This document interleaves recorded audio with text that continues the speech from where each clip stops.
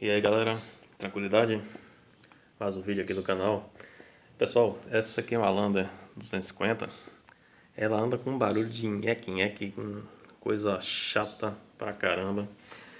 E pela pesquisa que eu fiz, é o chamado ProLink. É essa peça aqui.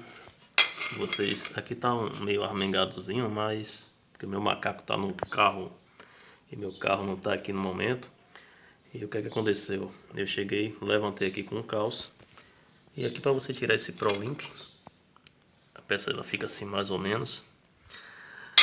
É um parafuso 17 aqui e o outro aqui. Agora a moto tem que estar levantada, tem que estar em cima. E aqui é bem simples de você fazer a manutenção. Aqui ainda vou limpar, tá cheio de terra. Você passa um querosene aqui, deixa ele limpinho. E essas buchas aqui tem que ser bem engraxada, bem lubrificada com graxa. Não adianta vocês ali montado querer dar um WD, alguma coisa assim. Pode até resolver de momento, mas o barulho de 3, 4 dias volta a acontecer de novo. E aqui o importante, além da bucha, vocês observarem se está desgastada, é essa parte aqui das paredes, onde fica a bucha.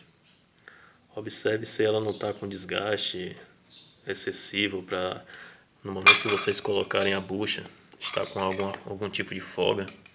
A minha está bem justinha, né? Então, vocês além da bucha, observar ela, observe também essas paredes aqui ao redor, ver se elas estão com desgaste excessivo. A minha está com um pequeno desgaste, mas uma folga muito mínima, praticamente sem folga.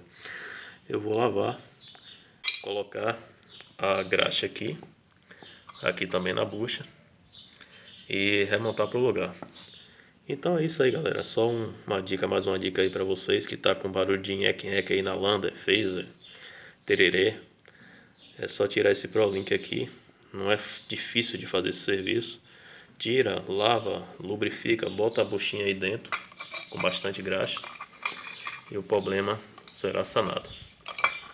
Valeu galera, obrigado por assistir e um forte abraço.